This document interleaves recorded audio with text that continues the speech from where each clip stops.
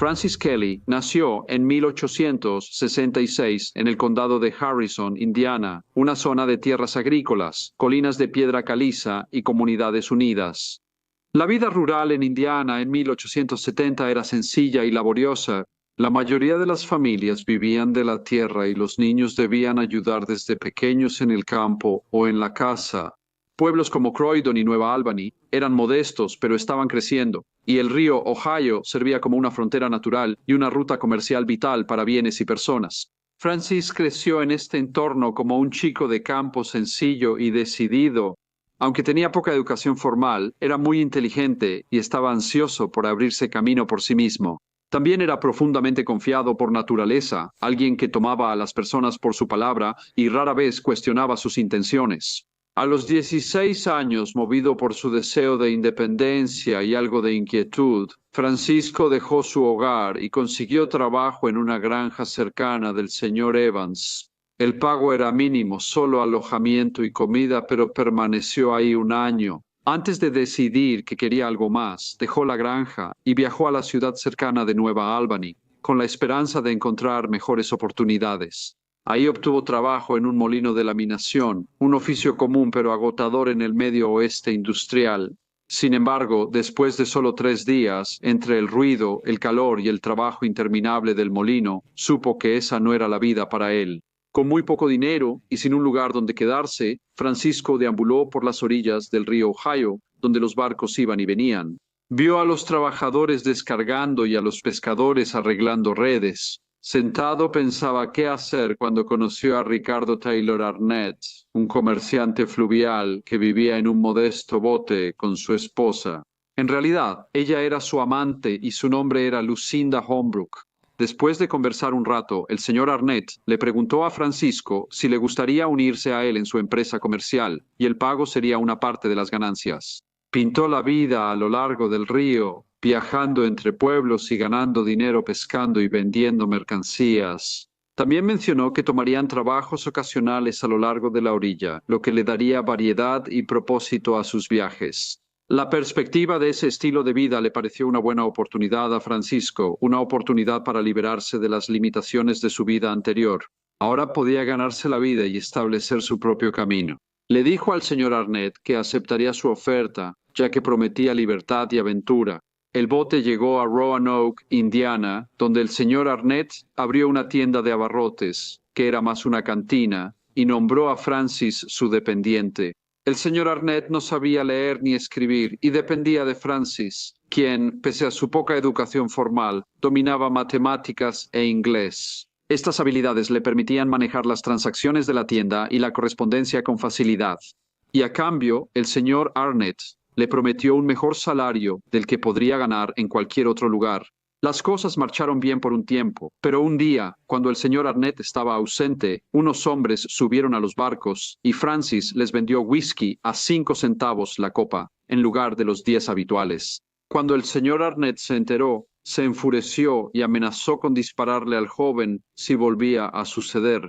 Mientras seguían por el río, llegaron a Alton y se detuvieron allí cerca de un mes. La supuesta esposa del señor Arnett se había cansado de la vida en el barco y se fue abruptamente, anunciando que iba a ver a su padre, que era un granjero llamado Buckner Holbrook, que vivía en el condado de LaRue. Luego navegaron de regreso a Roanoke, en el condado de Spencer. Sin embargo, el negocio decayó y Francisco se cansó de la vida en el barco.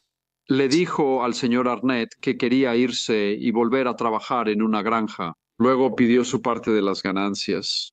Sin embargo, el señor Arnett no quiso que su empleado se fuera de repente y no le pagó.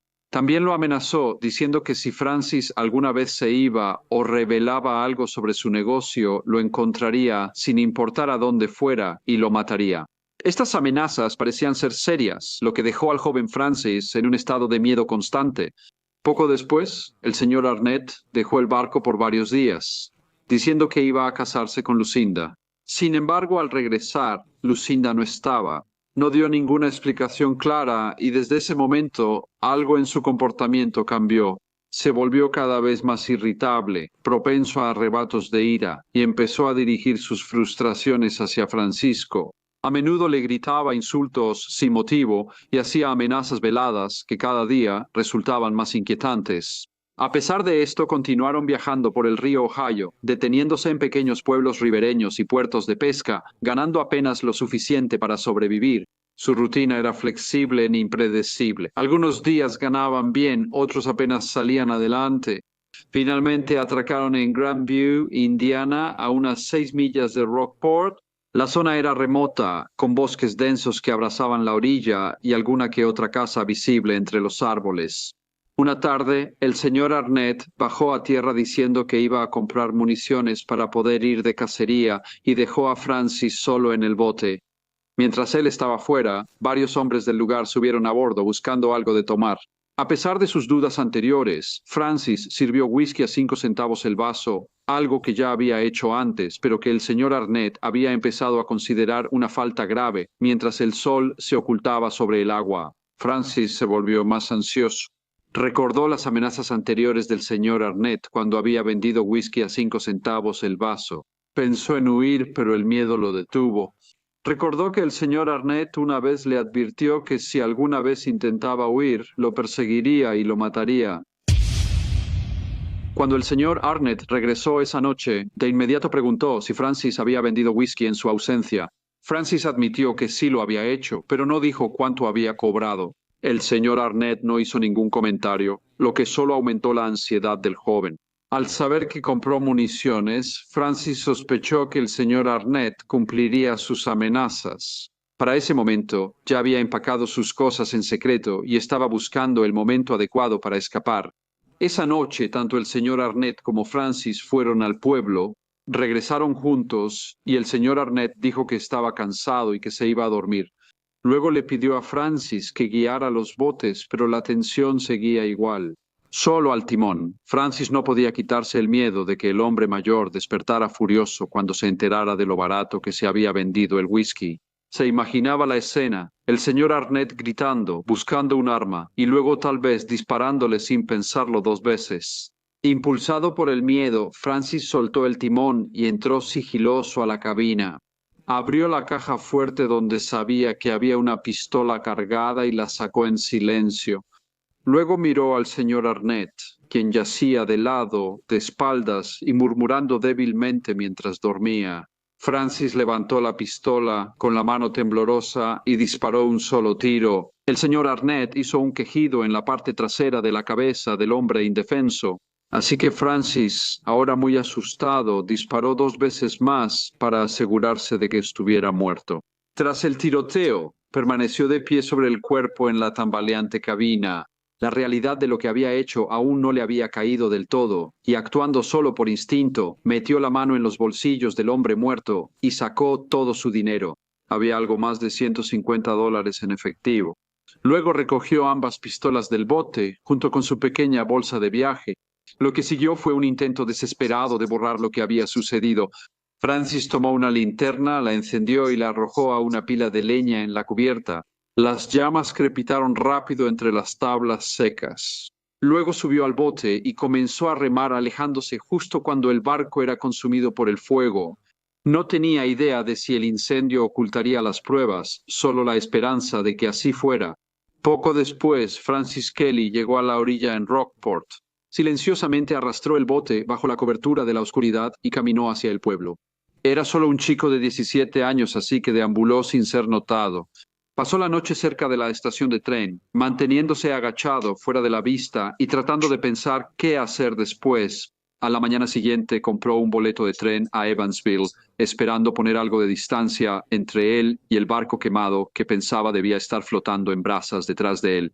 Desde ahí se transfirió a otra línea, con destino a Kim-Mundy en Illinois. Este era un destino al que pensaba ir antes de conocer al señor Arnett. Por el momento parecía un lugar seguro para desaparecer, un pueblo tranquilo, lejos de las orillas del río Ohio. En Kim-Mundy buscó refugio con el agricultor señor Boggs, casado con una mujer que Francis conocía. Sin embargo, en Rockport la verdad empezaba a salir a la luz. La mañana del 29 de septiembre de 1883, hallaron un naufragio humeante flotando cerca de la orilla del río. Era un bote comercial gravemente quemado que flotaba cerca de la orilla del agua. Entre los escombros carbonizados, las autoridades descubrieron los restos de un hombre. Su cuerpo estaba muy quemado, pero aún lo suficientemente intacto para ser identificado, y pronto se confirmó que el hombre fallecido era el señor Ricardo Taylor Arnett. Al principio, la causa de la muerte no estaba clara. Los daños provocados por el incendio dificultaban cualquier suposición, pero después de examinar los restos, se determinó que el hombre había recibido un disparo en la cabeza, con al menos una herida de bala claramente visible. A pesar de las quemaduras, esta revelación transformó lo que podría haber parecido un incendio accidental en algo mucho más siniestro, un asesinato. Iniciaron una investigación y pronto descubrieron que otro hombre, Francisco J. Kelly, un joven vagabundo, también viajaba en el barco y ahora estaba desaparecido. Su ausencia aumentó las sospechas y pronto se convirtió en el centro de una creciente cacería humana. El caso llamó la atención de la prensa local, que lo consideró uno de los peores crímenes en la historia del condado de Spencer. Después de esto, el interés público aumentó y el detective Hales fue asignado al caso e inmediatamente comenzó a rastrear los pasos del joven desaparecido. Mientras tanto, tras una corta estancia en la granja del señor Boggs, Francis se mudó a una granja del señor Graham. A ambas familias les dio versiones editadas de los hechos. Dijo que recientemente había dejado a un patrón peligroso y que había estado deambulando de trabajo en trabajo a lo largo del río. Nunca mencionó el tiroteo ni los barcos incendiados, según sabían. Era solo otro joven buscando trabajo honesto. Sin que Francis lo supiera, la señora Boggs escribió a una amiga en el condado de Harrison y mencionó que Francis trabajaba en una granja cercana. La carta finalmente llegó a su familia en New Albany y comenzaron a circular susurros de sospecha. Se rumoreaba que podría haber estado involucrado en la muerte del señor Arnett. Para proteger a su hijo, el señor Kelly, padre de Francis, hizo una negación pública. Le dijo al periódico local que su hijo estaba en Kentucky y que había tenido noticias de él recientemente. Hizo esto con la esperanza de que calmara las especulaciones, pero la negación tuvo el efecto contrario. La declaración llamó la atención del mariscal Hales, quien seguía de cerca la pista. Al leer el artículo, viajó a New Albany para hablar con la familia y recopilar más información. Su llegada fue afortunada. Justo cuando llegó, había surgido nueva información que señalaba directamente el paradero de Francis Kelly. Sin demora, el alguacil partió hacia King Monday. El alguacil Hales finalmente localizó a Francis en Ashley, Illinois. Allí lo arrestó. Francis fue muy cooperativo y se fue voluntariamente con el alguacil en el tren de la tarde de regreso a Rockport. Allí el joven hizo una declaración a las autoridades. Insistió en que no había matado al señor Arnett por dinero. Dijo que el hombre le debía salarios de su tiempo trabajando y viajando juntos y afirmó que no había actuado por avaricia, sino por miedo. Comentó que nunca hubo contrato escrito ni acuerdos claros. Trabajó solo con promesas verbales incumplidas y permaneció en el barco por amenazas que aumentaron con el tiempo. El tiroteo, afirmó, fue un acto desesperado de un joven de 17 años asustado, no de un asesino a sangre fría. Sin embargo, Francis Kelly fue acusado de asesinato. El juicio de Francis J. Kelly comenzó el 25 de octubre de 1883 en Rockport. Allí, el joven admitió abiertamente haber disparado y matado al señor Richard Taylor Arnett, pero se declaró inocente, alegando que había actuado en defensa propia. Su explicación coincidía con la historia que había contado al ser arrestado, que temía por su vida después de una serie de amenazas hechas por el señor Arnett durante el tiempo que viajaron juntos por el río. El tribunal nombró al juez Laird para que fuera su abogado. El juicio avanzó rápidamente. Gran parte de las pruebas presentadas por la fiscalía simplemente confirmaban lo que el acusado ya había confesado. Se llamaron testigos, pero su testimonio hizo poco para ampliar los hechos más allá del propio relato de Francis Kelly. Entre los que subieron al estrado estaban 3 muchachos que se habían encontrado con el acusado y el señor Arnett en el río cerca de Grandview. Habían pasado tiempo en el bote y habían ido de cacería con el señor Arnett. Todos testificaron que el joven juzgado era el mismo que vieron en el bote comercial con el fallecido. En la galería, la presencia de ambos padres le daba un aire solemne al proceso. El padre de Francis Kelly, visiblemente agotado, se sentó en silencio, mientras el padre de Mr. Arnett, que viajó desde Hodgenville, condado de Aru, Kentucky, escuchaba atento cada palabra. Cuando el tribunal pasó a la evidencia de carácter, se declaró que, aunque Mr. Arnett era conocido por beber y a veces podía ser rudo en su lenguaje, dado a maldecir y a los arrebatos temperamentales, que no eran raros entre los hombres que vivían a orillas del río, según todos los testimonios, no era un hombre violento. Quienes lo conocían testificaron que no era alguien conocido por la violencia y que nunca se le había conocido por hacerle daño a nadie. Otros que habían trabajado con él o lo habían conocido durante sus viajes testificaron que, aunque podía ser brusco, no era cruel y nada en su pasado sugería que fuera capaz de provocar el tipo de miedo que justificara su asesinato. Afuera de los tribunales, una pequeña multitud se quedó. Los detalles sombríos del caso se difundían en el pueblo mientras la gente especulaba cómo interpretaría el jurado un asesinato cometido por miedo y no por malicia. Cuando terminó el juicio, el jurado emitió un veredicto de culpabilidad, pero con la recomendación de clemencia. El juez, tomando eso en cuenta, sentenció a Francis Kelly a cadena perpetua en lugar de la pena de muerte. En 1883, esto se consideró una indulgencia notable, especialmente en un caso de asesinato confesado y encubrimiento. Algunos en la sala del tribunal expresaron un silencioso alivio. Otros, particularmente aquellos cercanos al señor Arnett, sintieron que el castigo no correspondía al crimen. Francis salió escoltado del tribunal en silencio. Mostró poca emoción durante el proceso, quizá por el shock, quizá por el agotamiento después de semanas de miedo e incertidumbre. La noticia del veredicto se propagó rápido en los pueblos del río y la gente debatía si se hizo justicia.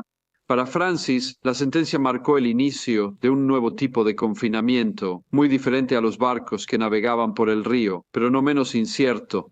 Pasaría el resto de sus días en prisión, lejos de los campos y los embarcaderos que alguna vez conoció. El barco, el río y el fuego que por un momento iluminó la noche cerca de Grandview se desvanecerían en la memoria, pero la historia de lo que sucedió ese otoño permaneció como una advertencia mucho después de que la sala del tribunal quedara en silencio. Como siempre, por favor, dejen cualquier comentario u opinión que tengan. Y espero verlos a todos de nuevo en el próximo Briefcase.